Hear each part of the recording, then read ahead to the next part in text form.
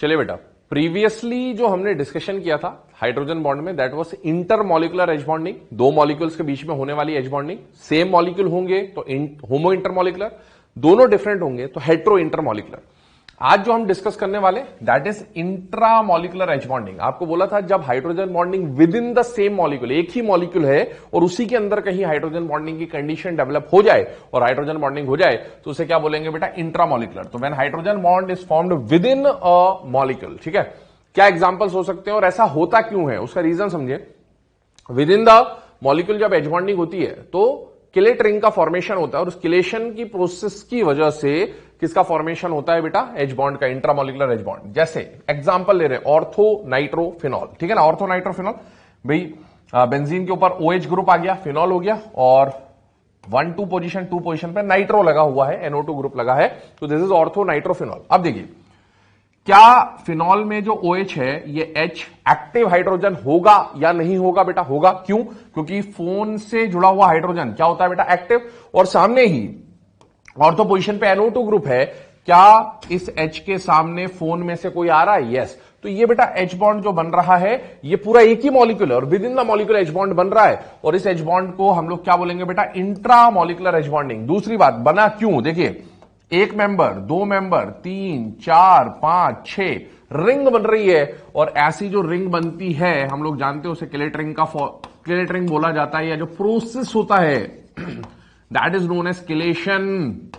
ये प्रोसेस कैसा? Exothermic. Energy release हो गई, एनर्जी रिलीज हो गई तो स्टेबिलिटी जो है वो बढ़ जाएगी और ये जो रिंग बनती है आप लोग जानते हैं ऑर्गेनिक में आपने बहुत बार पढ़ा होता है, जनरली 5 और 6 मेंबर रिंग ही स्ट्रांग होती है, एग्जिस्ट करती है। तो ये यहां पर ऑर्थोनाइट्रोफिनॉल की एच बॉन्डिंग है, इंट्रामॉलिक्यूलर। आगे सेकेंड एग्जांपल ले रहा हूं, उससे पहले कंडीशन देख लें। Second example is salicylaldehyde. बहुत इंपॉर्टेंट केसेस है। जनरली इंट्रामॉलिक्यूलर में जो आपको एग्जांपल दिखेंगे वो फिनॉल ग्रुप से एसोसिएटेड दिखेंगे, OH यहां पर आएगा। तो आप देखिए, बेंजीन के साथ OH जुड़ा हुआ है, एक्टिव हाइड्रोजन है और एल्डिहाइड ग्रुप है CHO, सैलिसिल्डिहाइड आप जानते हैं।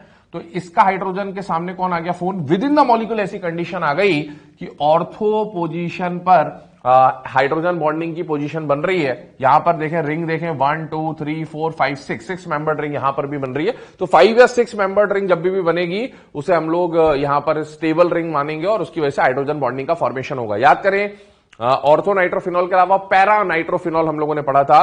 पैरा पोजीशन पर with in the molecule H bonding नहीं हो पाएगी क्योंकि डिस्टेंस ज्यादा, लेकिन ऑर्थो मिनिमम डिस्टेंस पे होगा, इसलिए यहां एच बॉन्डिंग को ये सपोर्ट कर देगा with in the molecule. Next example, salicylic acid. बेटा OH ग्रुप का हाइड्रोजन एक्टिव, COOH का ऑक्सीजन यहां पर आ गया, एच बॉन्डिंग कर रहा है। अगेन आप देखें 1 2 3 4 5 6 मेंबर्ड स्टेबल रिंग। ऑर्थोफ्लोरोफिनॉल, देखिए ऑर्थोफ्लोरोफिनॉल, फिनॉल ग्रुप मेनली आएगा। बेंजीन के साथ कौन दिख गया बेटा? OH। यहां पर कौन आ गया? फ्लोरीन। क्या ये हाइड्रोजन एक्टिव है बेटा? यस। क्या एक्टिव हाइड्रोजन के सामने फोन में से कोई आ रहा है बेटा? Yes. With in the molecule H bonding हुई। कितने मेंबर? 1 2 3 4 5 मेंबर्ड रिंग का फॉर्मेशन है विद इन द मॉलिक्यूल, इसलिए intra molecular H bonding. Ortho chlorophenol, ध्यान से देखें, ऑर्थो क्लोरोफिनॉल। यहां पर कौन आ गया? OH आ गया। यहां पर कौन आ गया? क्लोरीन आ गया। कौन सी पोजीशन है? ऑर्थो पोजीशन है। क्या ये एक्टिव हाइड्रोजन है? यस। क्या ये एक्टिव हाइड्रोजन? यस। ठीक है ना। एक्टिव हाइड्रोजन के सामने कौन आना चाहिए? फोन आना चाहिए। या फिर याद करें, समटाइम्स क्लोरीन बोला था, तो ध्यान रखें क्लोरीन एच बॉन्डिंग में कब पार्टिसिपेट करेगा? जनरली क्लोरीन एच बॉन्डिंग में पार्टिसिपेट नहीं करता क्योंकि साइज बड़ा होता है। देखिए, एच बॉन्ड कैसा बॉन्ड है बेटा? स्ट्रांग है या वीक है? वीक है। तो हाइड्रोजन तो है सामने, फ्लोरीन ऑक्सीजन नाइट्रोजन है, तो इनका साइज छोटा है तो इंटरन्यूक्लियर डिस्टेंस कम होगा। क्लोरीन आया, साइज बड़ा है तो इंटरन्यूक्लियर डिस्टेंस बढ़ जाएगा। वीक फोर्स में डिस्टेंस बढ़ा देंगे और वीक हो जाएगा। इसलिए जनरली क्लोरीन एच बॉन्डिंग में पार्टिसिपेट नहीं करता क्योंकि उसका साइज थोड़ा सा बड़ा है, जबकि इसका EN नाइट्रोजन के कंपेरेबल होता है, तो इसको भी करना चाहिए था बट ये नहीं करता due to large size. But यहां पर क्या रिंग का फॉर्मेशन हो रहा है बेटा? यस। वो रिंग के फॉर्मेशन की वजह से क्लोरीन यहां पर क्या कर रहा है बेटा? एच बॉन्डिंग में पार्टिसिपेट कर रहा है क्योंकि उससे स्टेबिलिटी मॉलिक्यूल को मिल जाएगी। तो ये कंडीशन आ गई। क्लोरल हाइड्रेट है ना, क्लोरीन की कंडीशन देख रहे हैं। क्लोरल हाइड्रेट CH3 है ना, CCl3 CHOH ट्वाइस है ना, क्लोरल बोल देते हैं या क्लोरल हाइड्रेट यहां बोल रहे हैं। तो बेटा CCl3 बन गया CHOH ट्वाइस। देखें, क्या ये एक्टिव हाइड्रोजन है बेटा? यस। क्या ये एक्टिव हाइड्रोजन है बेटा? यस। क्या ये हाइड्रोजन एक्टिव है? नहीं, ठीक है ना, क्योंकि वही हाइड्रोजन एक्टिव होता है जो फोन से या sp हाइब्रिड कार्बन से जुड़ा होता है। ये कार्बन sp हाइब्रिड नहीं है, दिस इज sp3 हाइब्रिड, ठीक है। तो आप देखिए एक्टिव हाइड्रोजन है, एक्टिव हाइड्रोजन के सामने फोन में से कोई आना चाहिए था, फोन में से कोई आना चाहिए था, नहीं आ रहा है, बट क्या क्लोरीन आ रहा है? यस। और क्लोरीन आने के बाद भी क्या रिंग का फॉर्मेशन हो रहा है बेटा? यस। तो यहां पर दो दो रिंग बन रही है, कितने मेंबर की बेटा? 5 मेंबर्ड रिंग बन रही है, जिससे स्टेबिलिटी बढ़ेगी, तो क्लोरीन एच बॉन्डिंग में यहां पार्टिसिपेट कर लेता है, ठीक है ना। अब देखिए, after studying types of H bond, that is intermolecular, intramolecular, अब हम आते हैं next, that is application of H bonding. तो एप्लीकेशन ऑफ एच बॉन्डिंग क्या? पहला सॉल्युबिलिटी, याद करें alcohol plus water, phenol plus water में मैंने बोला था कि सॉल्युबिलिटी के दो फैक्टर्स होते हैं, वैसे तो लाइक डिसॉल्व लाइक, लेकिन कई बार एच बॉन्डिंग होने की वजह से मॉलिक्यूल्स में जो एसोसिएशन है वो बढ़ जाता है, इसका मतलब है सॉल्युबिलिटी बढ़ जाएगी। तो एच बॉन्डिंग की वजह से, बढ़ने की वजह से सॉल्युबिलिटी इंक्रीज, ये डेफिनेट फैक्टर नहीं है, मतलब हमेशा ऐसा नहीं होगा, बट मैक्सिमम टाइम्स आपको ऐसा देखने को मिलेगा। Second condition, H bonding increase होने से क्या क्या प्रॉपर्टीज पर इफेक्ट आ रहा है? देखिए एच बॉन्डिंग जो है वो जनरली क्या किन प्रॉपर्टीज को इफेक्ट करता है? फिजिकल प्रॉपर्टीज को इफेक्ट करता है। किसको इफेक्ट करता है? फिजिकल प्रॉपर्टीज जनरली, ठीक है ना। तो ध्यान रखें, फिजिकल प्रॉपर्टीज पे इफेक्ट आएगा। और दो तरह की प्रॉपर्टीज होती है ना, एक तो इंडिविजुअल प्रॉपर्टी होती है और एक बल्क प्रॉपर्टी होती है। कैसी प्रॉपर्टी होती है बेटा? बल्क। बल्क मतलब कई सारे मॉलिक्यूल्स की प्रॉपर्टी। ये जो सारी प्रॉपर्टीज आपके सामने लिखी है ना, दीज आर बल्क प्रॉपर्टीज। कौन सी प्रॉपर्टीज है? बल्क प्रॉपर्टी, ठीक है। अब बल्क प्रॉपर्टी पे इफेक्ट कौन डालेगा? देखिए बल्क प्रॉपर्टी मतलब दो या दो से ज्यादा मॉलिक्यूल्स के बीच में interaction, with in the molecule वाला इंटरेक्शन बल्क प्रॉपर्टी को कभी भी इफेक्ट नहीं करेगा। लेकिन जब दो या दो से ज्यादा मॉलिक्यूल में इंटरेक्शन होगा तो बल्क प्रॉपर्टी पर इफेक्ट आएगा। इसीलिए ध्यान रखें, विद इन द मॉलिक्यूल होने वाला एच बॉन्ड कौन सा है बेटा? इंट्रा। और बिटवीन मॉलिक्यूल होने वाला क्या है? इंटर, है ना। तो ये जो बल्क प्रॉपर्टी है ना, इसके लिए जो मैं यहां एच बॉन्डिंग लिख रहा हूं, एच बॉन्डिंग तो अलग अलग है, इंट्रा भी है, इंटर भी है, इनकी प्रॉपर्टीज पे, इन बल्क प्रॉपर्टीज पे इफेक्ट कौन डालेगा? इंट्रा नहीं डालेगा, इंटर डालेगा। तो बेटा जब भी मैं यहां एच बॉन्ड लिख रहा हूं, ये कौन से एच बॉन्डिंग की बात कर रहा हूं मैं? इंटर मॉलिकुलर, क्योंकि ये बल्क प्रॉपर्टी से एक दूसरे से मॉलिक्यूल के इंटरेक्शन पर डिपेंड करती है, इसीलिए इन बल्क प्रॉपर्टी पे इफेक्ट इंट्रा नहीं डालेगा। कौन डालेगा? इंटर। तो जब भी मैं एच बॉन्ड लिख रहा हूं, it means inter H bonding की मैं बात कर रहा हूं। तो जैसे जैसे एच बॉन्डिंग बढ़ेगी, अट्रैक्शन बढ़ेगा, अट्रैक्शन बढ़ेगा तो ऑब्वियसली मेल्ट करना मुश्किल हो जाएगा, मेल्टिंग पॉइंट बढ़ जाएगा, बॉयल करना मुश्किल हो जाएगा, बॉइलिंग पॉइंट बढ़ जाएगा, लेयर्स जुड़ती जाएंगी, जितनी ज्यादा लेयर्स जुड़ेंगी उतना ज्यादा थिकनेस बढ़ेगा। थिकनेस ऑफ लिक्विड को ही हम लोग क्या बोलते हैं बेटा? विस्कोसिटी। सरफेस टेंशन, सरफेस पर लगने वाला अट्रैक्शन फोर्स, परपेंडिकुलर फोर्स बढ़ जाएगा। वॉलेटिलिटी कम। वॉलेटिलिटी क्यों कम? क्योंकि अट्रैक्शन, वॉलेटाइल का मतलब क्या होता है? जो वेपोराइज हो जाएगा। अब आप खुद से सॉल्यूशन आपने पढ़ा हुआ है तो आपको है ना, राउल्ट्स लॉ, वेपर प्रेशर, ये सब आइडिया है। दो मॉलिक्यूल्स का अट्रैक्शन बढ़ गया, एच बॉन्डिंग बढ़ गया मतलब अट्रैक्शन बढ़ गया। अट्रैक्शन बढ़ गया तो बॉयल करना, वेपोराइज करना मुश्किल हो जाएगा या आसान हो जाएगा? मुश्किल, क्योंकि अट्रैक्शन को तोड़ना पड़ेगा। तो बेटा वॉलेटाइल नेचर कम, और वॉलेटाइल नेचर कम मतलब वेपर कम बनेंगे, और वेपर कम है तो वेपर प्रेशर भी कम। तो ये प्रॉपर्टीज इस तरह से डिपेंडेंट है आपस में, ठीक है। देखिए इसके ऊपर कुछ क्वेश्चन देख रहे हैं हम लोग। If boiling point of orthonitrophenol is X and boiling point of para-nitrophenol is Y, then options दिए हुए हैं आपको, ठीक है ना, ऑप्शन दिए हुए हैं आपको, ठीक है। कंपेयर करते हैं पहले ऑर्थोनाइट्रोफिनॉल, बेटा इधर देखें ध्यान से, समझिएगा कंडीशन। ऑर्थोनाइट्रोफिनॉल यहां आ गया OH, यहां आ गया NO2। क्या ऑर्थोनाइट्रोफिनॉल में एच बॉन्डिंग है बेटा? यस। कौन सी एच बॉन्डिंग है? इंट्रा, ठीक है। और पैरा नाइट्रोफिनॉल में क्या एच बॉन्डिंग है बेटा? यस है। कौन सी एच बॉन्डिंग है? इंटर, ठीक है ना। अभी मैंने आपको बोला था ये जो बॉइलिंग पॉइंट है, ये कैसी प्रॉपर्टी, क्या ये बल्क प्रॉपर्टी है या नहीं है? है। तो बेटा यहां पर एच बॉन्डिंग है, यहां पर एच बॉन्डिंग है ना। और ये पूरा बीकर है, बीकर में कई सारे पैरा नाइट्रोफिनॉल भरे हुए हैं, और एक मॉलिक्यूल दूसरे मॉलिक्यूल की प्रॉपर्टी पे इफेक्ट डाल रहा है, अट्रैक्ट कर रहा है। जब मैं इसको हीट करूंगा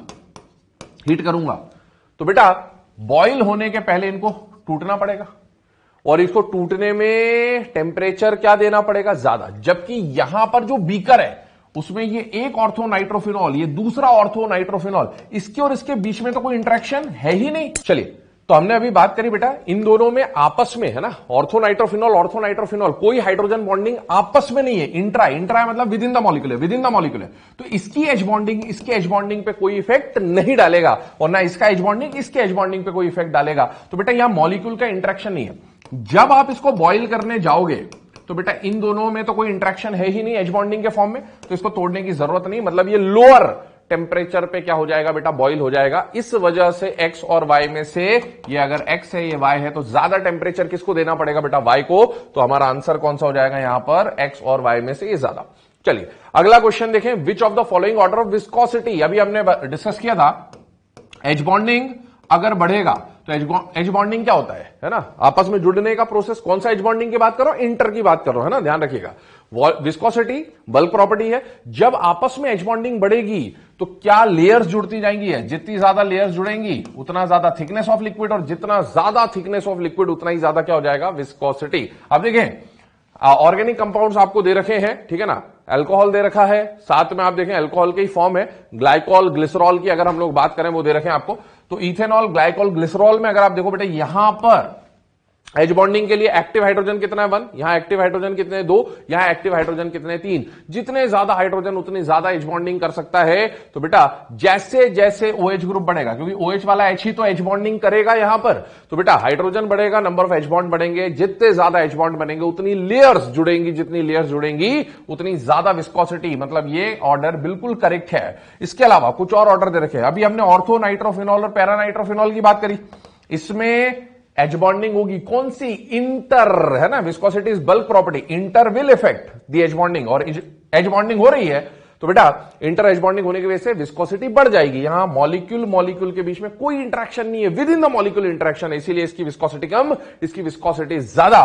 HNO3 H2SO4 H3PO4 याद करें, OH ग्रुप कितना है बेटा 1, OH ग्रुप कितना है 2, OH ग्रुप कितना है 3, OH ग्रुप बढ़ गया, OH ग्रुप बढ़ गया तो बेटा सेम कॉन्सेप्ट विस्कोसिटी। इसका मतलब करेक्ट आंसर यहां पर कौन सा हो जाएगा बेटा, 4th। ठीक है, तो ये तो हाइड्रोजन बॉन्डिंग या उससे रिलेटेड जो एप्लीकेशन है उनके ऊपर हम लोगों ने डिस्कशन किया।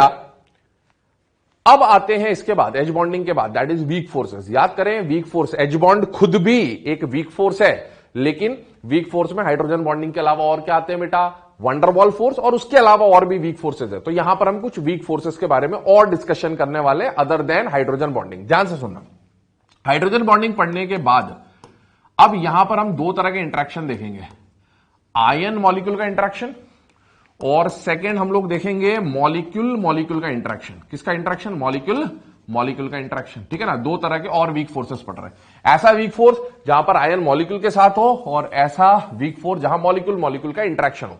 भाई आयन के साथ आता तो आयनिक बॉन्ड टाइप का इंटरेक्शन हो जाता, वो तो बहुत स्ट्रांग होता है। आयन मॉलिक्यूल के इंटरेक्शन वीक, और मॉलिक्यूल के इंटरेक्शन भी वीक फोर्सेस में कंसिडर किए जाते हैं।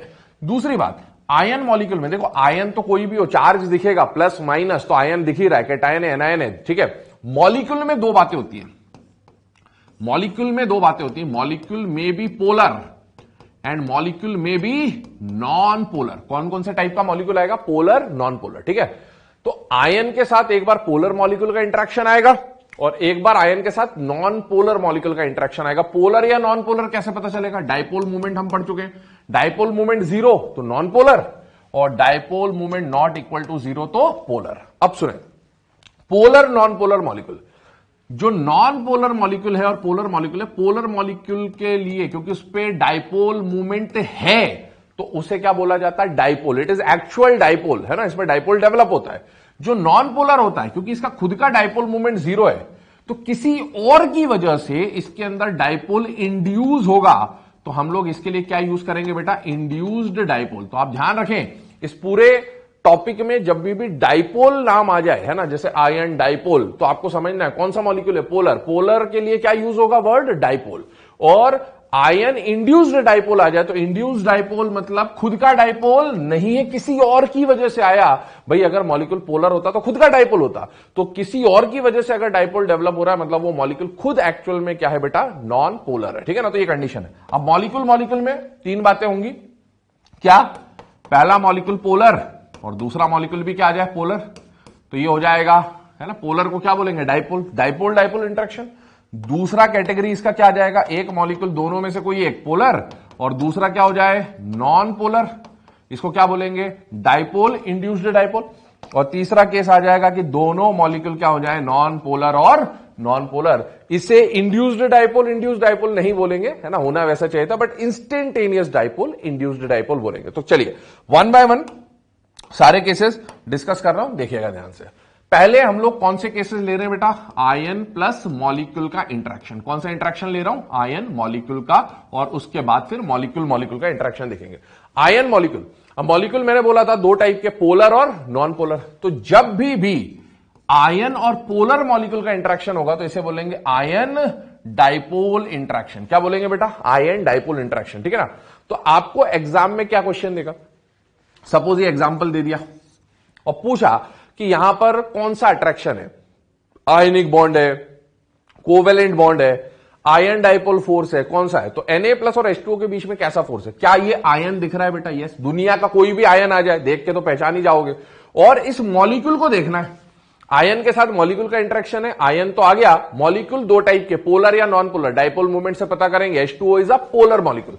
तो दुनिया का कोई भी आयन और दुनिया का कोई भी पोलर मॉलिक्यूल जब होगा तो उनके बीच में होने वाले इंटरेक्शन को क्या बोलेंगे बेटा, ion polar molecule interaction, that is ion dipole interaction. चलिए, मॉलिक्यूल पोलर होने के अलावा और क्या हो सकता है, नॉन पोलर। तो देखें, आयन और नॉन पोलर मॉलिक्यूल के बीच में होने वाले इंटरेक्शन को, आयन के लिए तो आयन यूज करा, नॉन पोलर मॉलिक्यूल का खुद का कोई डाइपोल नहीं होता है, लेकिन आयन के चार्ज की वजह से इसके अंदर डिस्टॉर्शन क्रिएट होगा, इसके क्लाउड डिस्टर्ब होंगे तो इसके अंदर टेम्पररी डाइपोल आ जाएगा, और वो जो टेम्पररी डाइपोल आएगा उसकी वजह से इसे बोलेंगे इंड्यूस्ड डाइपोल, ठीक है ना।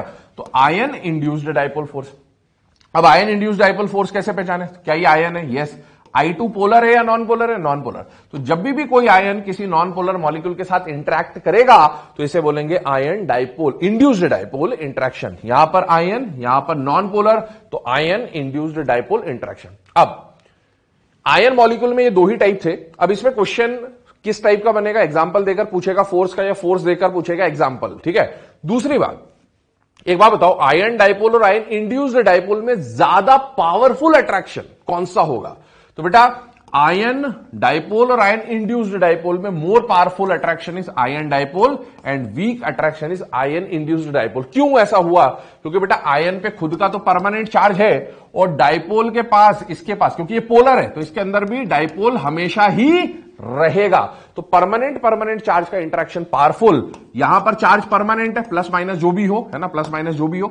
और इंड्यूस्ड डाइपोल का परमानेंट पोलैरिटी नहीं होता है, ये टेम्पररी पोलर होता है, तो इसका जो चार्ज है वो टेम्पररी है ना। तो परमानेंट का इंटरेक्शन स्ट्रॉन्ग, परमानेंट टेम्पररी का इंटरेक्शन वीक हो जाएगा। चलिए, आयन और मॉलिक्यूल के इंटरेक्शन के बाद मैंने आपको बोला सेकेंड टाइप का जो इंटरेक्शन आएगा वो इंटरेक्शन होगा बिटवीन मॉलिक्यूल एंड मॉलिक्यूल।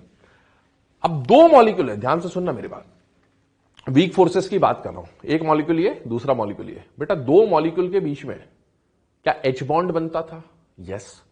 और वो एच बॉन्ड को क्या बोलते थे, इंटर मॉलिकुलर, होमो या हेटेरो कुछ भी हो, इंटर मॉलिकुलर। तो दो मॉलिक्यूल के बीच में एच बॉन्ड हो सकता है, ठीक है ना। उसकी पर एच बॉन्ड हर जगह तो नहीं होता, एच बॉन्ड की कंडीशन होती, फोन हो, है ना, इधर भी फोन हो, ये हो वो हो, ठीक है। तो दो मॉलिक्यूल के बीच में आपको एच बॉन्ड मिल सकता है, पर ऑलवेज नहीं मिलेगा। दो मॉलिक्यूल के बीच में अगर एच बॉन्ड है तो ठीक है, अगर नहीं है तो एक बात हमेशा ध्यान रखें, दो मॉलिक्यूल के बीच में कोई और अदर फोर्स हो या ना हो, एक फोर्स हमेशा होता है, और वो फोर्स कौन सा होता है, वंडरवॉल फोर्स। क्या होता है बेटा, वंडरवॉल फोर्स, है ना। तो मॉलिक्यूल का इंटरेक्शन जब भी आएगा एक फोर्स ऑलवेज अवेलेबल मिलेगा, और वो फोर्स कौन सा होगा, वंडरवॉल फोर्स मिलेगा। अब देखें मॉलिक्यूल के टाइप्स के हिसाब से, पहला मॉलिक्यूल भी पोलर और दूसरा मॉलिक्यूल भी पोलर। तो देखें, जब पोलर मॉलिक्यूल का पोलर मॉलिक्यूल से इंटरेक्शन होता है तो पोलर के इंटरेक्शन को बोला जाता है डाइपोल इंटरेक्शन। क्या बोला जाता है बेटा, डाइपोल, क्योंकि इसका खुद का डाइपोल है, इसका खुद का डाइपोल है। और इसे एक और नाम दिया गया है साइंटिस्ट के बेसिस पे जिन्होंने डिस्कवर किया था, कीजोम फोर्स बोला जाता है। क्या बोला जाता है बेटा, कीजोम फोर्स बोला जाता है। अब आप खुद देखो, एग्जाम में आपसे पूछा HCl का इंटरेक्शन बताओ, ठीक है। तो क्या HCl मॉलिक्यूल है या आयन है बेटा? मॉलिक्यूल। HCl मॉलिक्यूल है या आयन है बेटा? मॉलिक्यूल। क्योंकि इंटरेक्शन दो टाइप के, आयन मॉलिक्यूल का भी हो सकता है और मॉलिक्यूल मॉलिक्यूल का भी हो सकता है। तो मॉलिक्यूल मॉलिक्यूल। अब मॉलिक्यूल कैसा, पोलर या non polar? This is polar, this is polar. Hetero diatomic का डायपोल मूवमेंट हमेशा होता था, हमने डायपोल मूवमेंट में पढ़ा है। तो बेटा पोलर पोलर का इंटरेक्शन क्या कहलाएगा? डायपोल डायपोल इंटरेक्शन या कीजम फोर्स बोला जाएगा। सेकेंड टाइप है ना, देखें, अगर पहला मॉलिक्यूल पोलर और दूसरा क्या हो जाए, नॉन पोलर, या वाइस वर्सा हो, ठीक है, तो एक पोलर और एक नॉन पोलर मॉलिक्यूल आ गया तो पोलर का हो जाएगा डायपोल और नॉन पोलर का आ जाएगा इंड्यूस्ड डायपोल। आप देखिए, मॉलिक्यूल मॉलिक्यूल, एक पोलर एक नॉन पोलर, तो पोलर और नॉन पोलर के बीच में जो इंटरेक्शन होगा, है ना, दो मॉलिक्यूल के बीच में हमेशा वंडरवॉल तो होगा, बट वो वंडरवॉल के टाइप्स हम लोग देख रहे हैं। तो कौन सा टाइप आएगा यहां? Dipole, induced dipole, also known as Debye force. कौन सा फोर्स बोलते हैं बेटा? डेबाय फोर्स बोलते हैं।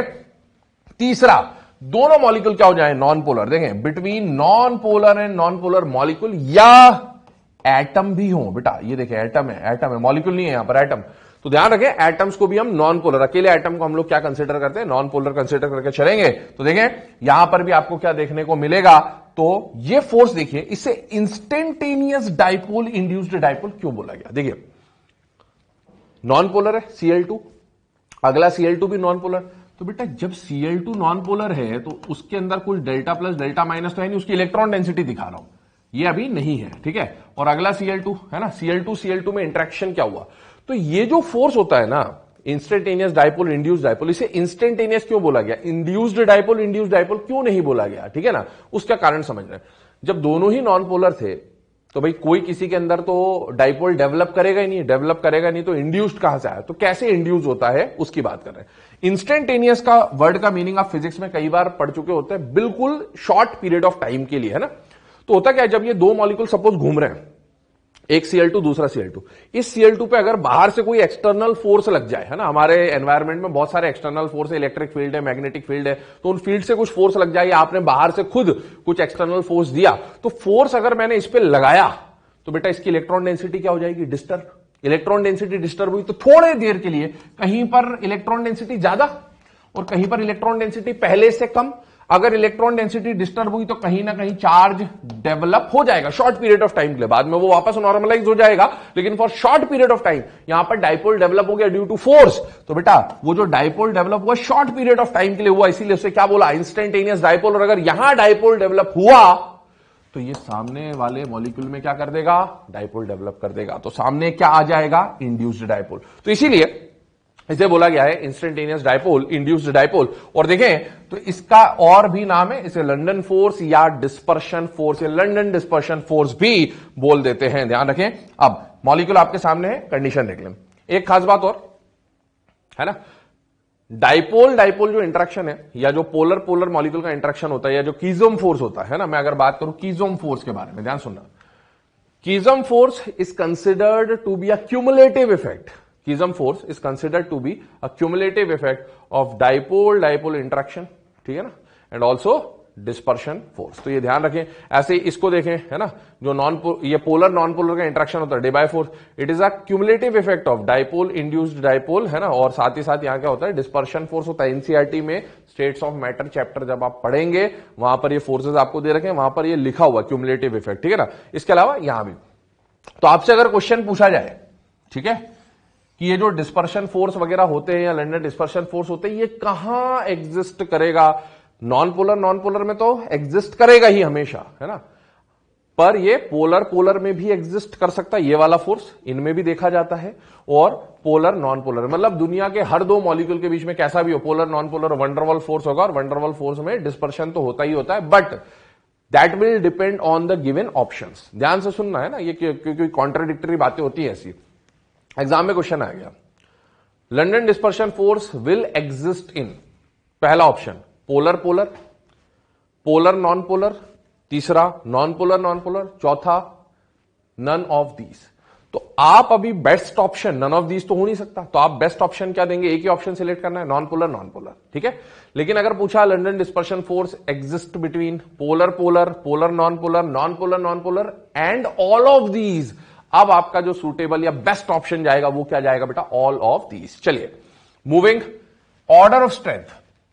ठीक है ना। अभी हमने कौन कौन सा फोर्स देखा बेटा, कीजम फोर्स देखा, डेबाय फोर्स देखा और डिस्पर्शन फोर्स देखा। इनमें से अगर मैं बात करूं तो यहां क्या था बेटा, पोलर पोलर का इंटरेक्शन था, पोलर प्लस पोलर, यहां पोलर और नॉन पोलर, और यहां नॉन पोलर और नॉन पोलर का इंट्रोडक्शन था, या आपस में यहां पर बॉन्डिंग हो रही थी। अब देखो पोलर पोलर, पोलर मतलब इसका जो भी डाइपोल बनेगा वो परमानेंट होगा, तो permanent permanent, permanent and temporary, temporary and temporary, तो परमानेंट परमानेंट का इंट्रैक्शन स्ट्रॉन्ग, ये वीक, ये और वीक, तो ये इनके ऑर्डर ऑफ स्ट्रेंथ आ जाते हैं। ठीक है ना।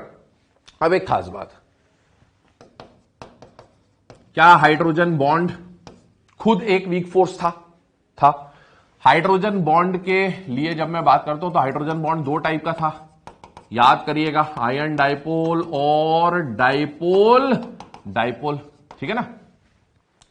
तो हाइड्रोजन बॉन्ड जो है या तो वो डाइपोल डाइपोल टाइप का होगा, कीजम, या आयन डाइपोल। तो एक बात बताओ, डाइपोल डाइपोल और आयन डाइपोल में से ज्यादा पावरफुल कौन होता है? आयन डाइपोल, क्योंकि यहां आयन का तो कंप्लीट चार्ज है और डाइपोल पे तो पार्शियल चार्ज है, यहां तो पार्शियल और पार्शियल का इंटरेक्शन है, तो परमानेंट और कंप्लीट वाले का इंटरेक्शन पावरफुल होगा। तो देखिए हाइड्रोजन बॉन्ड में या तो आयन डाइपोल टाइप आएगा ये वाला, जो तो इन सबसे स्ट्रांग होगा, और या फिर कीजम फोर्स आएगा। ठीक है ना। कीजम फोर्स मतलब पोलर पोलर का डाइपोल डाइपोल इंटरेक्शन। तो इसीलिए ऐसा बोला जाता है कि हाइड्रोजन बॉन्ड को अगर वंडरवॉल फोर्स से कंपेयर करना हो, किससे कंपेयर करना हो? वंडरवॉल फोर्स से। तो hydrogen bond is always stronger than van der Waals force, सारे वीक फोर्सेस से नहीं, वंडरवॉल फोर्स है ना, इन तीनों के कंपैरिजन में जब भी बात करें तो हाइड्रोजन बॉन्ड प्रायोरिटी पे क्यों आएगा? पहले ही आएगा क्योंकि या तो वो आयन डाइपोल होगा या ये होगा, तो वैसे भी इस ऑर्डर में ये आगे ही आएगा और आयन डाइपोल इससे और आगे चला जाएगा, ये बात ध्यान रखें। ठीक है ना। अब देखें, identify the type of week forces among the following pair of species, molecule molecule molecule molecule molecule molecule molecule molecule. ठीक है ना। अभी इतने केसेस देखते हैं। मॉलिक्यूल मॉलिक्यूल के इंटरेक्शन में क्या देखना होता है? Polar polar polar non polar. ये क्या है बेटा? पोलर। ये क्या है? पोलर। पोलर पोलर का इंटरेक्शन क्या हो जाएगा? Dipole dipole. ठीक है ना। H2S polar, H2S polar, polar polar dipole dipole, HCl polar, Cl2 non polar, dipole induced dipole interaction, H2O polar, CCl4 non polar, dipole induced dipole interaction. चलिए, atom that is inert gas and molecule, है ना। Atom मैंने बोला था अकेला atom, noble gas, inert gas का हो क्या मानेंगे? नॉन पोलर और पोलर। तो ये हो गया अगेन डाइपोल इंड्यूस्ड डाइपोल, ये डाइपोल है, ये इंड्यूस्ड डाइपोल है। ठीक है ना। Benzene benzene benzene is a non polar solvent, है ना, ध्यान रखें, नॉन पोलर है, मतलब है ना, इंस्टेंटेनियस डाइपोल इंड्यूस्ड डाइपोल। ठीक है। NH3 अब NH3 क्या इन दोनों के बीच में एच बॉन्डिंग होती है बेटा? यस। अमोनिया अमोनिया में क्या हो जाएगा? एच बॉन्डिंग हो जाएगा, एच बॉन्डिंग हो जाएगा। और एच बॉन्डिंग में भी अगर मैं स्पेसिफाई करूं तो आयन डाइपोल या डाइपोल डाइपोल, तो this is dipole dipole type of interaction, Cl minus H2O, ion dipole, ठीक है ना। और induced dipole, instantaneous dipole, induced dipole, these are the types of weak forces. चलिए बेटा, प्रीवियस पॉइंट जो हमने डिस्कस किया था that was weak forces, van der Waals forces के ऊपर डिस्कशन किया था। अब वंडरवॉल फोर्सेस या वीक फोर्सेस से रिलेटेड ही अगली प्रॉपर्टी कौन सी आती है बेटा? Boiling point. ठीक है ना। हालांकि बॉइलिंग पॉइंट को हमने हाइड्रोजन बॉन्डिंग में देखा था कि हाइड्रोजन बॉन्डिंग बढ़ने से बॉइलिंग पॉइंट बढ़ता है, लेकिन बॉइलिंग पॉइंट सिर्फ हाइड्रोजन बॉन्डिंग पे ही डिपेंड नहीं करता, उसके लिए और भी अदर फैक्टर्स होते हैं। अब बॉइलिंग पॉइंट का जब भी क्वेश्चन आता है तो उसके लिए क्या कॉन्सेप्ट्स आपको यूज करने हैं, क्या तरीका आपको यूज करना है, उस पर बात कर रहा हूं। ठीक है ना। देखिए, सबसे पहले बॉइलिंग पॉइंट का मीनिंग समझ लेते हैं। आपको पता है कि एक बीकर लिया, सपोज इस बीकर में एक लिक्विड लिया हमने A, ठीक है ना, लिक्विड लिया A और इसको बॉईल कराना है, वेपराइज कराना है। तो बेटा ये जो A लिक्विड है इसके ये कई सारे मॉलिक्यूल्स हैं, ठीक है ना, ये मॉलिक्यूल्स हैं। और जब बॉइलिंग पॉइंट की हम बात करेंगे, हमने सपोज इस बीकर को हीट करना स्टार्ट किया, तो बॉईल होने का मतलब क्या होगा कि ये जो मॉलिक्यूल्स हैं ये क्या हो जाएंगे बेटा? वेपराइज होंगे। अब वेपराइज होने के लिए समझना, एक बात समझना, सिर्फ एक के वेपराइज होने से तो बॉइलिंग पॉइंट अचीव नहीं होगा ना, क्योंकि बॉइलिंग पॉइंट कैसी प्रॉपर्टी है? इंडिविजुअल मॉलिक्यूल की प्रॉपर्टी है या बल्क प्रॉपर्टी है? तो हम लोग जानते हैं कि boiling point is considered as a bulk property, मतलब ये बहुत सारे मॉलिक्यूल्स पर डिपेंड कर रहा होगा। अब आप एक बात समझिए, अगर इन्हें बॉइल करना है तो अब इस मॉलिक्यूल और इस मॉलिक्यूल में आपस में कोई इंटरेक्शन हो सकता है। अगर दोनों के बीच में कोई इंटरेक्शन है ना, मॉलिक्यूल मॉलिक्यूल के बीच में कोई इंटरेक्शन है, तो बेटा एक बात बताइए, जब हम इस इंटरेक्शन को तोड़ देंगे तब जाके ये मॉलिक्यूल्स क्या हो पाएंगे, वेपोराइज।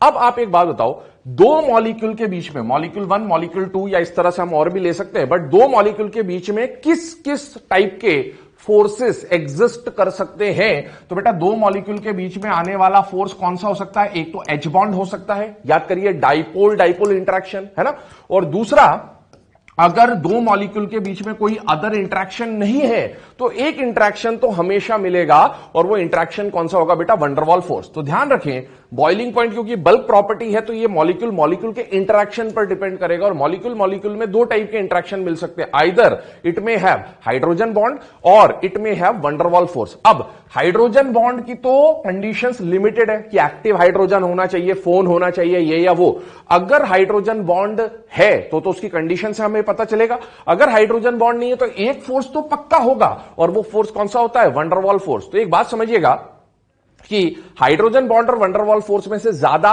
पावरफुल क्या था, ज्यादा स्ट्रांग कौन था? तो हाइड्रोजन बॉन्ड ज्यादा स्ट्रांग होता, आयन डाइपोल या डाइपोल डाइपोल टाइप का। तो बेटा सबसे पहले बॉइलिंग पॉइंट में अगर दो टाइप के फोर्सेस हैं, दो मॉलिक्यूल्स दिए आपको, सपोज एक ये बीकर ए है और एक बीकर बी है ना, एक बीकर बी है।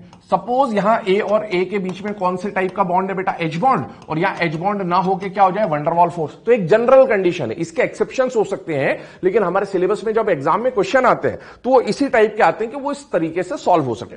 हाइड्रोजन बॉन्ड और वंडरवॉल फोर्स में से अगर हम कंसिडर करें तो जहां हाइड्रोजन बॉन्ड होगा उसका बॉइलिंग पॉइंट आपको जनरली क्या मिलेगा? ज्यादा। और ध्यान रखें, जब भी मैं एच बॉन्ड की बात कर रहा हूं और मैं बल्क प्रॉपर्टी की बात कर रहा हूं तो मैंने आपको पहले भी बोला है वो कौन से टाइप का एच बॉन्ड होगा बेटा? इंटर मॉलिकुलर, है ना, मॉलिक्यूल मॉलिक्यूल का एच बॉन्ड होना चाहिए, इंट्रा विल नॉट अफेक्टेड। अब ये कंडीशन आ गई, सपोज एक में एच बॉन्ड है, एक में वंडरवॉल फोर्स है, किसका बॉइलिंग पॉइंट ज्यादा हो जाएगा? एच बॉन्ड का। सपोज ऐसा केस आया कि यहां पर भी वंडरवॉल फोर्स है, चलिए पहले इसमें कंडीशन देखते हैं। सपोज यहां एच बॉन्ड है और यहां पर भी वंडरवॉल फोर्स ना हो के क्या हो जाए? एच बॉन्ड, दोनों में एच बॉन्ड आ जाए। तो बेटा अगर दोनों में एच बॉन्ड है तो फिर हम क्या देखेंगे? पहले हम देखेंगे एक्सटेंट ऑफ हाइड्रोजन बॉन्डिंग। क्या देखेंगे? एक्सटेंट, मतलब किसमें हाइड्रोजन बॉन्डिंग की क्वांटिटी ज्यादा है, क्योंकि जितने ज्यादा एच बॉन्ड कोई बनाएगा उसको उतने एच बॉन्ड तोड़ने के लिए आपको टेम्परेचर ज्यादा देना पड़ेगा। तो अगर दोनों जगह एच बॉन्ड है तो जिसमें एक्सटेंट ज्यादा है उसका जनरली बॉइलिंग पॉइंट ज्यादा मिलेगा।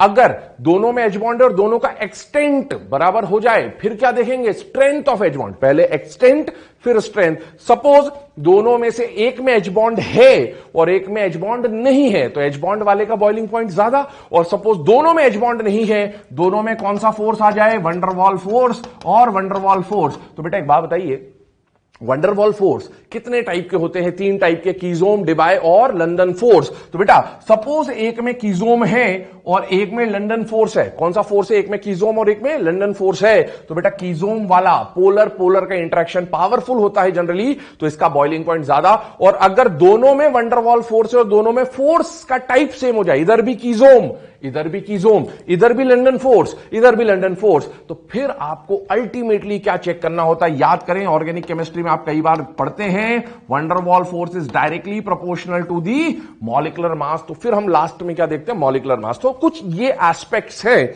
जिनके थ्रू हम लोग क्या सॉल्व करेंगे बेटा? बॉइलिंग पॉइंट के क्वेश्चन। इसके एक्सेप्शंस होते हैं बट हमें उनके बारे में ज्यादा फिक्र करने की जरूरत नहीं है, ठीक है। अब सुने, तरीका फिर से बोल रहा हूं। सबसे पहले क्या चेक करना है? जिन दो मॉलिक्यूल्स को कंपेयर करना है, क्या किसी में एच बॉन्ड है या नहीं है। जिसमें एच बॉन्ड है उसका बॉइलिंग पॉइंट ज्यादा, जिसमें वंडरवॉल फोर्स है उसका बॉइलिंग पॉइंट कम। अगर दोनों में एच बॉन्ड है तो प्रायोरिटी एच बॉन्ड में क्या देखेंगे? एक्सटेंट की प्रायोरिटी देखेंगे। दोनों में एच बॉन्ड है, एक्सटेंट भी बराबर है, फिर क्या देखेंगे? स्ट्रेंथ। दोनों में से एक में एच बॉन्ड है, एक में वंडरवॉल फोर्स है, एच बॉन्ड का बॉइलिंग पॉइंट जनरली ज्यादा। अगर दोनों में एच बॉन्ड नहीं है, दोनों में वंडरवॉल फोर्स है, तो वंडरवॉल फोर्स में अगर एक में कीजोम है एक में लंदन फोर्स है, कीजोम का बॉइलिंग पॉइंट जनरली ज्यादा। और अगर दोनों में type of van der Waals force same हो जाए फिर हम मॉलिक्यूलर मास पे जाएंगे, ठीक है ना। तो देखिए इसको सॉल्व करते हैं, अप्रोच करते हैं। कुछ क्वेश्चंस देख रहे हैं यहां पर। Determine correct order of boiling point. पहला HCl, दूसरा Cl2। अब खुद बताइए, एक बीकर लिया जिसमें HCl है ना भाई, एक HCl तो होगा नहीं ना, बीकर भर के HCl है, तो बेटा HCl भरे हुए हैं बहुत सारे। अब HCl का इंटरेक्शन देखना है और एक तरफ किसका इंटरेक्शन देखना है बेटा, Cl2 क्योंकि ये बल्क प्रॉपर्टी है तो ये मॉलिक्यूल के इंटरेक्शन पर डिपेंड कर रहा होगा। अब आप बताइए क्या HCl में H बॉन्ड होता है? नहीं। सबसे पहले H बॉन्ड और वैन डर वाल फोर्स देखना है। इसमें H बॉन्ड नहीं है, इसमें H बॉन्ड नहीं है। H बॉन्ड नहीं है तो फिर क्या देखते हैं, दोनों में कौन सा फोर्स होगा? अगर H बॉन्ड नहीं है तो वैन डर वाल फोर्स होगा।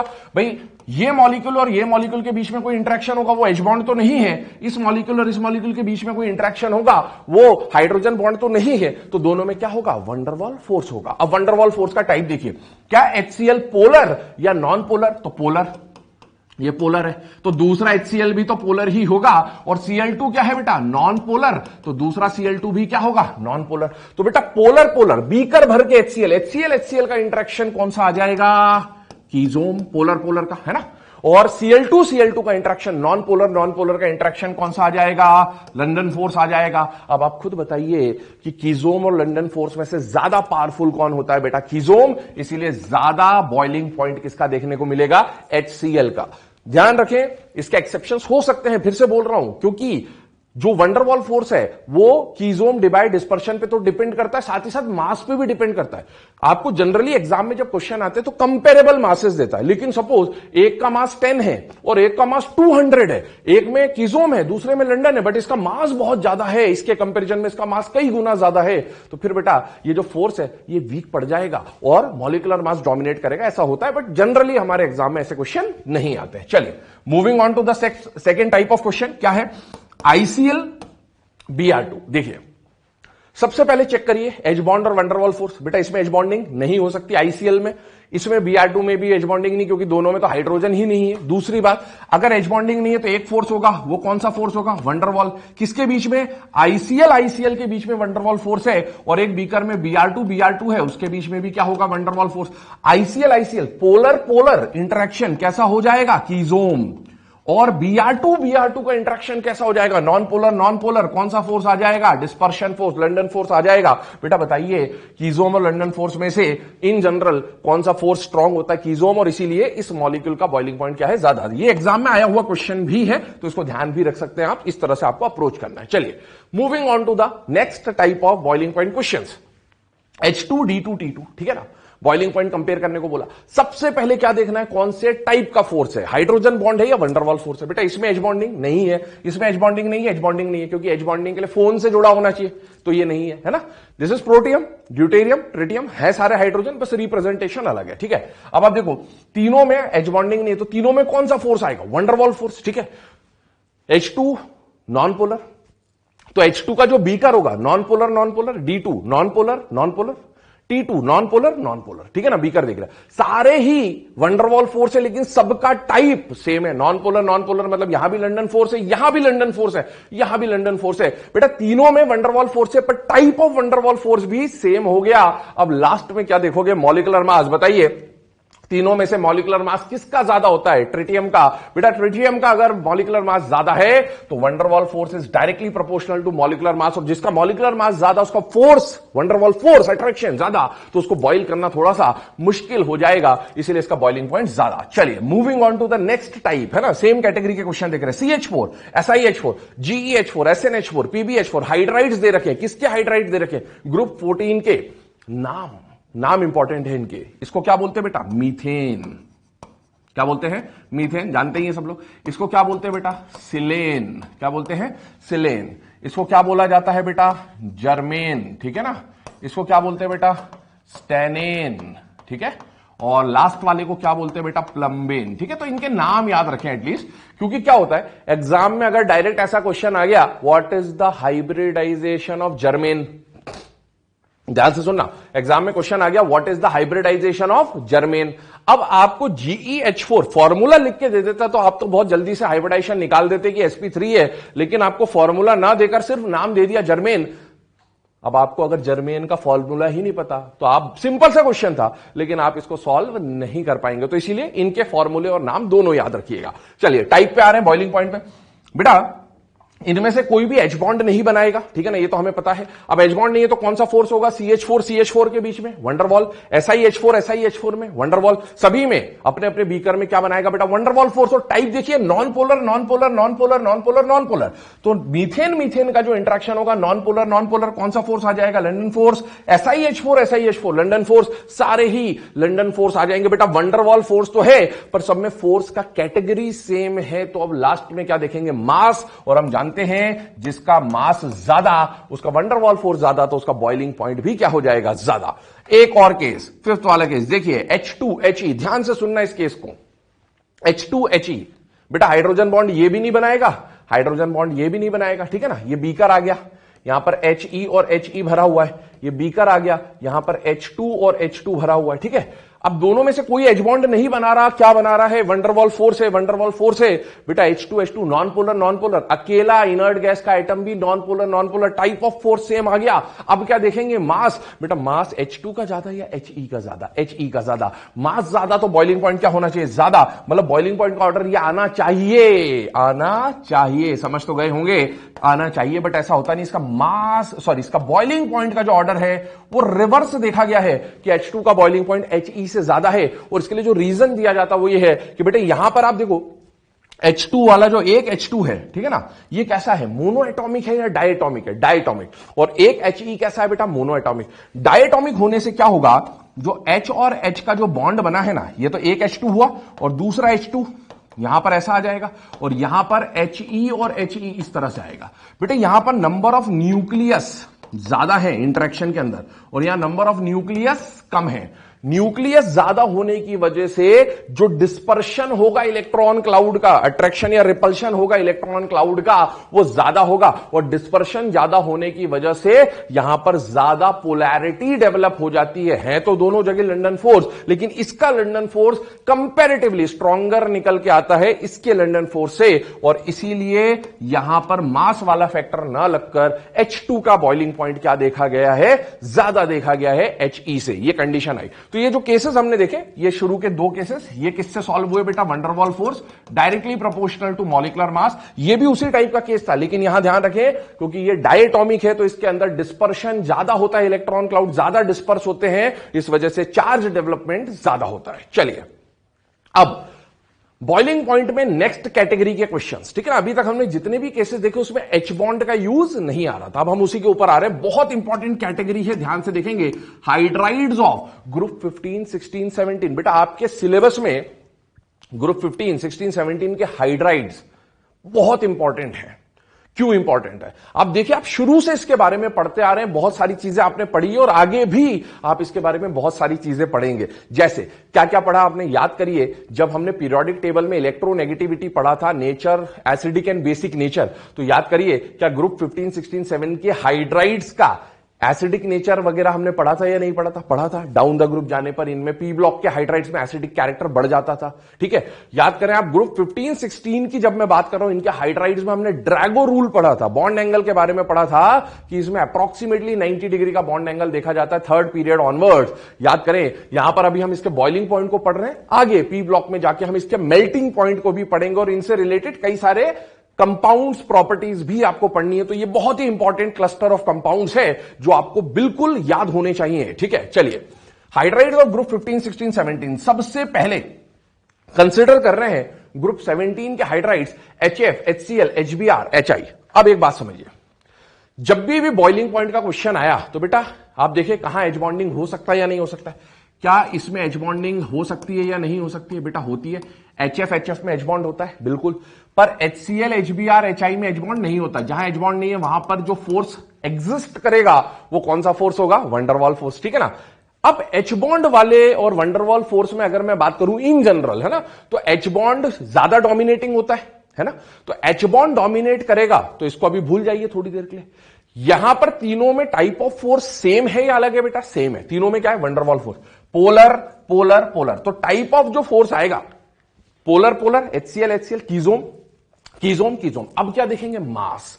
बेटा इनमें अगर आप मास से सॉल्व करोगे तो आप खुद बताइए, अगर मैं यहां बॉइलिंग पॉइंट का ऑर्डर लिखना चाहूं, सिर्फ इन तीनों की बात कर रहा हूं अभी, तो बेटा HCl से ज्यादा मास किसका होता है, HBr का, और HBr से ज्यादा मास किसका होता है, HI का, और जिसका मास ज्यादा उसका बॉइलिंग पॉइंट भी ज्यादा। तो ये जो हमने सॉल्व किया है, ये प्योरली किसके बेसिस पे सॉल्व किया है बेटा, मास के बेसिस पे, ठीक है ना, van der Waals force directly proportional to mass.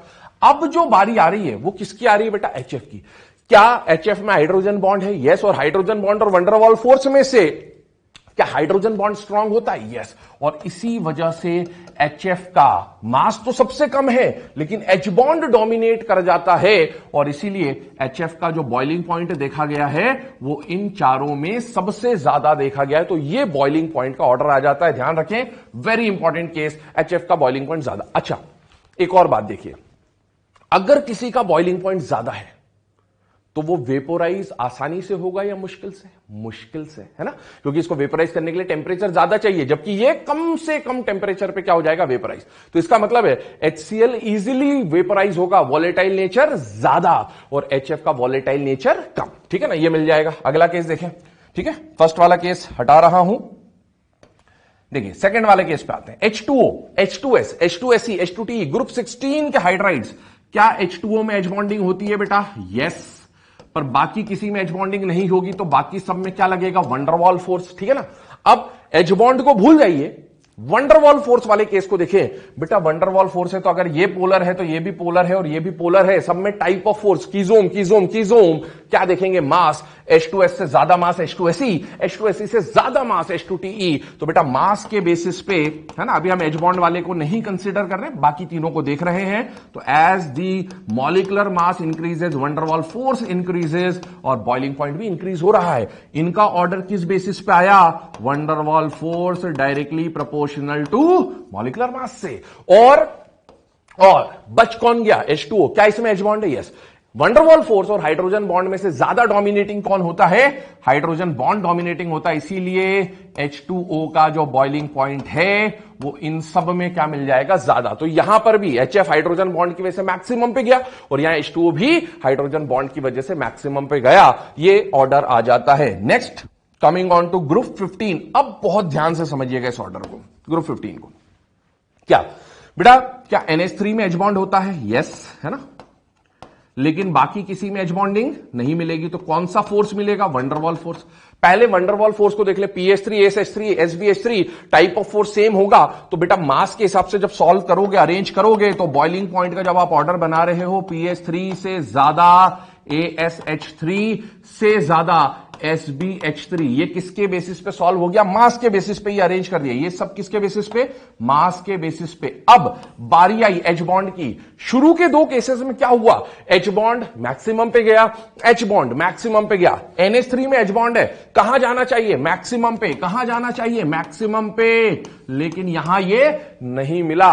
NH3 कहां मिला, यहां पर मिला। कहां मिला, बॉइलिंग पॉइंट का ऑर्डर में, ध्यान रखें, कहां आया, यहां। तो अब देखिए, हाइड्रोजन बॉन्डिंग की वजह से NH3 का बॉइलिंग पॉइंट इंक्रीज तो हुआ, पर वो अपने ग्रुप में मैक्सिमम पे नहीं गया। उसका रीजन क्या, उसका रीजन, दो तीन तरीके के रीजन बोले जा सकते हैं इसमें। पहला कि हाइड्रोजन बॉन्ड और वंडरवॉल फोर्स में से भाई इनके मास से ज्यादा एच बॉन्ड डोमिनेट कर गया, लेकिन इसका जो मॉलिक्यूलर मास था वो ज्यादा, बहुत ज्यादा होने की वजह से NH3 उसको डोमिनेट नहीं कर पाया। दूसरा रीजन ये बोलते हैं कि बेटा HF की जो हाइड्रोजन बॉन्डिंग होती बहुत स्ट्रांग होती, क्योंकि फ्लोरीन का EN ज्यादा, तो H पर डेल्टा प्लस ज्यादा। H2O में फ्लोरीन से कम इलेक्ट्रोनेगेटिव ऑक्सीजन, तो यहां पर डेल्टा प्लस H पे कम आया, बट वो फिर भी डोमिनेटिंग था। NH3 वाली जो एच बॉन्डिंग होती है वो बहुत वीक होगी, तीनों के कंपैरिजन में बहुत वीक होगी, इसीलिए थोड़ा सा एच बॉन्डिंग की वजह से बॉइलिंग पॉइंट बढ़ा तो सही, बट क्योंकि ये स्ट्रॉन्गेस्ट एच बॉन्ड नहीं है, इसीलिए अपने ग्रुप पे मैक्सिमम पे ना पहुंचकर इस जगह पर रह गया। तो ये ऑर्डर बहुत इंपॉर्टेंट है बॉइलिंग पॉइंट का। चलिए moving on to next type of questions. बेटा NH3 H2 HF, ध्यान से देखिए, पहले क्या देखना है, एच बॉन्ड है या वंडरवॉल फोर्स है। बेटा NH3 में एच बॉन्डिंग है, ठीक है ना, यहां पर भी एच बॉन्डिंग है, यहां पर भी एच बॉन्डिंग है, सभी में एच बॉन्डिंग है। अगर एच बॉन्डिंग है तो अब अगर इसमें भी एच बॉन्ड, इसमें भी एच बॉन्ड, इसमें भी एच बॉन्ड, तो बेटा अगर सभी में एच बॉन्ड है तो पहली प्रायोरिटी बताइए एक्सटेंट या स्ट्रेंथ। एक्सटेंट को बेटा मैंने आपको जब हाइड्रोजन बॉन्डिंग पढ़ाया था तो मैंने बोला था हमारे सिलेबस में एक NH3 कितने एच बॉन्ड बना रहा होगा, 2, है ना। H2O कितने बनाएगा, 4, और HF कितने बनाएगा, 2। जिसका एक्सटेंट ज्यादा उसका बॉइलिंग पॉइंट भी ज्यादा। मतलब तीनों में से सबसे ज्यादा बॉइलिंग पॉइंट किसका आ जाएगा? H2O का, on the basis of extent of H bond. ठीक है, अब बाकी दो को देखिए, एक्सटेंट और एक्सटेंट बराबर है, एक्सटेंट बराबर है, हाइड्रोजन बॉन्डिंग भी है, एक्सटेंट भी बराबर है। अब क्या देखेंगे? स्ट्रेंथ। आप जानते हो NH3 और HF में से ज्यादा स्ट्रॉन्ग कौन होगा?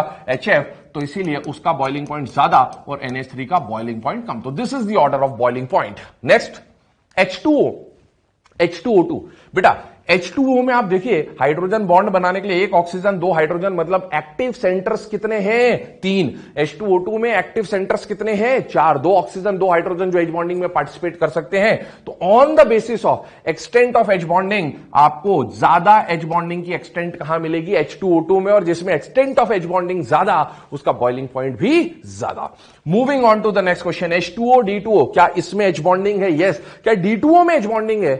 बताइए सर, इसमें तो हाइड्रोजन ही नहीं। अरे डी मतलब ड्यूटेरियम है, तो हाइड्रोजन ही आइसोटोप है, तो यहां भी एच बॉन्डिंग है, ये भी एच बॉन्डिंग है, ये नॉर्मल वाटर है, ये हैवी वाटर है। अब आप बताइए, दोनों में एच बॉन्डिंग है। एच बॉन्डिंग में पहले क्या देखते हैं? एक्सटेंट या स्ट्रेंथ? तो एक्सटेंट, भाई इसका स्ट्रक्चर सेम होगा, तो एक्सटेंट दोनों में बराबर आएगा। अब क्या देखना है? स्ट्रेंथ। क्या H2O और D2O की स्ट्रेंथ सेम है या अलग है? अलग है। याद करें, एच बॉन्डिंग में हमने स्ट्रेंथ में क्वेश्चन देखा था, डी में मैंने बोला था आइसोटोपिक इफेक्ट की वजह से, है ना, इसका न्यूक्लियस पावरफुल होता है, चार्ज डिस्पर्शन ज्यादा, अट्रैक्शन ज्यादा। तो बेटा इसका स्ट्रेंथ ज्यादा है, इसका स्ट्रेंथ कम है, जिसका स्ट्रेंथ ज्यादा उसका बॉइलिंग पॉइंट भी ज्यादा। अगला केस देखें, H2O CH3OH, CH3O CH3 organic से रिलेटेड, वाटर, अल्कोहल, ईथर वगैरह, ये पूछा जाता है आपसे। बेटा H2O का स्ट्रक्चर बना दें, कुछ इस तरह से बन जाएगा। CH3OH का स्ट्रक्चर बना दें, कुछ इस तरह से बन जाएगा। CH3O CH3 का स्ट्रक्चर बना दें, कुछ इस तरह से बन जाएगा। क्या ये मॉलिक्यूल देखकर कुछ याद आ रहा है? यस, हाइड्रोजन बॉन्डिंग तो है ही, मतलब हाइड्रोजन बॉन्डिंग नहीं, सॉरी, बॉन्ड एंगल जो हमने पढ़ा था, याद करिए, बॉन्ड एंगल में इसका बॉन्ड एंगल अप्रोक्सीमेटली 111 डिग्री था, ड्यू टू बल्की ग्रुप, कुछ याद आ रहा होगा। बेटा यहां पर देखिए, एक्टिव हाइड्रोजन कितने हैं? 2। क्यों एक्टिव हाइड्रोजन देख रहा हूं? क्योंकि ऑक्सीजन की कंडीशन तो बेटा तीनों में सेम है। यहां 2 एक्टिव हाइड्रोजन है, यहां एक ही एक्टिव हाइड्रोजन है, यहां कोई भी एक्टिव हाइड्रोजन नहीं है। जितने ज्यादा एक्टिव सेंटर्स उतने ज्यादा हाइड्रोजन बॉन्डिंग, जितनी ज्यादा हाइड्रोजन बॉन्डिंग उतना ज्यादा बॉइलिंग पॉइंट। अदरवाइज अगर आप मास से देखोगे तो बेटा इसका मास तो बहुत ज्यादा है, तो इसका बॉइलिंग पॉइंट ज्यादा होना चाहिए था, but hydrogen bonding generally dominate कर जाता है। इसके बाद है ना, अमीन्स की बात कर रहे हैं। आप देखिए RNH2 की अगर मैं बात करूं तो इस तरह का स्ट्रक्चर बना दिया मैंने, है ना, RNH2। R2N की अगर मैं बात करूं तो ये R2NH का स्ट्रक्चर आ गया, और R3N की अगर हम बात करें तो बेटा ये स्ट्रक्चर R3N। भाई नाइट्रोजन की कंडीशन तो तीनों में सेम है, डिफरेंस कहां से आएगा? एक्टिव हाइड्रोजन से। कितने एक्टिव हाइड्रोजन है बेटा? 2। कितना एक्टिव हाइड्रोजन है? 1। कितना एक्टिव हाइड्रोजन है? 1 भी नहीं। तो बेटा एक्टिव सेंटर्स यहां पर ज्यादा है, जितने ज्यादा एक्टिव सेंटर उतने ज्यादा हाइड्रोजन बॉन्ड बनाने की कैपेसिटी, और जितने ज्यादा एच बॉन्ड बनाएगा उतना ज्यादा क्या हो जाएगा? Boiling point. तो this was all about boiling point. इसके कई एक्सेप्शंस भी होते हैं, लेकिन हमें उन एक्सेप्शंस पे ज्यादा फोकस करने की जरूरत नहीं है, ठीक है। अब बॉइलिंग पॉइंट के बाद, है ना, एक लास्ट पॉइंट और हम यहां डिस्कस कर रहे हैं, दैट इज फॉर्मल चार्ज, ठीक है। मैंने आपको रेजोनेंस वाले केसेस में बॉन्ड ऑर्डर निकालने का तरीका बताया था बेटा, दैट वाज 1 + π/σ, है ना, उससे सॉल्व कर सकते हैं। फॉर्मल चार्ज में भी हमने देखा था कि जब ऑक्सी एनायन आता है ना, नाइट्रेट, कार्बोनेट वगैरह वगैरह, तो हम क्या करते थे? चार्ज को डिस्पर्स करा देते थे। अब अगर नॉर्मल उनके अलावा कोई मॉलिक्यूल आ जाए तो एक और फॉर्मल चार्ज निकालने का फॉर्मूला होता है। हालांकि इस पे एग्जाम में क्वेश्चन नहीं आए हुए, बट एनसीईआरटी में गिवन टॉपिक है, ठीक है, तो इसलिए हम इसको डिस्कस कर रहे हैं। फॉर्मल चार्ज निकालने का फॉर्मूला, वैलेंस इलेक्ट्रॉन्स, जिस भी एटम का, हर एटम का फॉर्मल चार्ज निकाल सकते हो किसी मॉलिक्यूल में। उसके लिए आपको उसका स्केलेटन स्ट्रक्चर बनाना पड़ेगा, इलेक्ट्रॉन डॉट स्ट्रक्चर बनाना पड़ेगा। इलेक्ट्रॉन डॉट स्ट्रक्चर में जिस एटम का आप जो फॉर्मल चार्ज निकालना चाहते हैं उसके वैलेंस इलेक्ट्रॉन माइनस उस एटम ने कितने बॉन्ड्स बनाए हैं, है ना, वो minus number of non bonding electrons, कितने नॉन बॉन्डिंग इलेक्ट्रॉन्स हैं, इससे आप सॉल्व करके फॉर्मल चार्ज निकाल सकते हैं। देखिए एग्जाम्पल हम जो ले रहे हैं दैट इज ओजोन, ठीक है। ओजोन का स्ट्रक्चर आप लोग जानते हैं, कुछ इस तरह से बनता है, ठीक है। इसमें यहां पर एक कोऑर्डिनेट बॉन्ड आ जाता है जो कि यहां पर रिप्रेजेंट किया हुआ है, 1 2 3 4 और 5 6, ये अपने इलेक्ट्रॉन्स को दे रहा है। इस ऑक्सीजन के इलेक्ट्रॉन्स को मैंने कैसे रिप्रेजेंट करा है बेटा? क्रॉस से, इसके 2 इलेक्ट्रॉन यहां और बचे हुए इलेक्ट्रॉन यहां। आप देखिए ये इसका इलेक्ट्रॉन डॉट में ऑक्टेट स्ट्रक्चर बना दिया। सपोज इस ऑक्सीजन को हमने नाम दे दिया 1, इसको नाम दे दिया 2, इसको नाम दे दिया 3। अब इनके फॉर्मल चार्जेस आपको निकालने हैं। पहले ऑक्सीजन ए 1, ठीक है ना, फर्स्ट ऑक्सीजन। भाई वैलेंस इलेक्ट्रॉन तो तीनों ऑक्सीजन में कितने होंगे? 6 6 और 6, 1 2 3, 1 2 3 या 1 2 3, ठीक है ना। सबके valence electron 6 minus number of bonds. अब देखिए पहले वाले ऑक्सीजन ने कितने बॉन्ड बनाए? 2, ठीक है, तो 2। बीच वाले ऑक्सीजन ने कितने बॉन्ड बनाए? 1 2 3। कोऑर्डिनेट को भी काउंट करना है, ठीक है। और लास्ट वाले ऑक्सीजन ने कितने बॉन्ड फॉर्मेशन में पार्टिसिपेट किया? ओनली 1। दूसरा, minus number of non bonding electron. बेटा पहले वाले ऑक्सीजन के पास कितने नॉन बॉन्डिंग इलेक्ट्रॉन है? 4, दूसरे वाले के पास 2 और लास्ट वाले के सारे नॉन बॉन्डिंग इलेक्ट्रॉन अवेलेबल है 6। सॉल्व करने पर ऑक्सीजन 1 का फॉर्मल चार्ज क्या आया? 0। इसका फॉर्मल चार्ज क्या आया? +1। और 3 का क्या आया? -1। ये फॉर्मल चार्ज एक्चुअल में क्या है? This is nothing but accountancy of electrons. क्या होता है? Accountancy of electron. मतलब किसी एटम के पास, किसी मॉलिक्यूल के अंदर जितने इलेक्ट्रॉन होने चाहिए थे उतने ही हैं, या उससे ज्यादा हैं, या उससे कम हैं, ऐसी कंडीशन है। इसके पास जितने इलेक्ट्रॉन होने चाहिए थे उतने ही हैं, इसीलिए इसका फॉर्मल चार्ज क्या आ गया? 0। ऑक्सीजन 2 और 3 को देखिए, है ना, इस पे स्पेसिफाई कर रहा हूं। क्यों? देखिए क्या इनके बीच में कोऑर्डिनेट बॉन्ड है या नहीं है। और कोऑर्डिनेट बॉन्ड कब बनता है? जब एक डोनर और एक एक्सेप्टर होता है। बेटा अगर 2 एटम्स के बीच में एक सिंगल बॉन्ड है तो कितने इलेक्ट्रॉन शेयर हुए होंगे? 2। पर वो दोनों इलेक्ट्रॉन एक ऑक्सीजन ने दिए। तो अगर दोनों के बराबर बराबर इलेक्ट्रॉन आते तो फॉर्मल चार्ज डेवलप नहीं होता। बट इसने अपना एक ज्यादा इलेक्ट्रॉन इसको दिया, और ज्यादा इलेक्ट्रॉन दे दिया मतलब इसके पास इलेक्ट्रॉन की डेफिशिएंसी होगी, और डेफिशिएंसी की वजह से आएगा प्लस। और इसने एक एक्स्ट्रा इलेक्ट्रॉन एक्सेप्ट किया, इसलिए इसके ऊपर क्या आएगा? माइनस। और वही आपको यहां पर रिफ्लेक्ट होते हुए दिखेगा। कंडीशन सुनिए, जब भी मैंने आपको स्टार्टिंग में भी बोला था ये कि कोऑर्डिनेट बॉन्ड बनते वक्त अलग दिखता है, लेकिन बनने के बाद आप डिफरेंशिएट नहीं कर सकते। देखिए कंडीशन क्या, जब भी कोऑर्डिनेट बॉन्ड को फॉर्मल चार्ज पढ़ने का सिर्फ एक ही सिग्निफिकेंस है कि हम जब चाहे पूरे सिलेबस में कोऑर्डिनेट बॉन्ड हटा के कौन सा बॉन्ड बना देंगे? कोवैलेंट।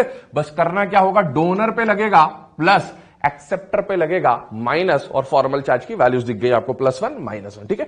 दूसरी बात, ओजोन पे पूरा ओवरऑल ओजोन पे चार्ज कितना होता है? 0। तो फॉर्मल चार्ज की वैल्यूज आपने सही कैलकुलेट करी है या नहीं करी है, वो भी आप डिटरमाइन कर सकते हैं। सारे जो एटम्स हैं इस मॉलिक्यूल में, जितने भी एटम है, सबका इंडिविजुअल फॉर्मल चार्ज निकाल के ऐड कर दें, सम कर दें। अगर उसकी वैल्यू इस ओवरऑल चार्ज, स्पीशीज के ओवरऑल चार्ज के बराबर आ जाती है, मतलब आपने जो कैलकुलेशन किया है बेटा वो सही है। तो this was all about formal charge.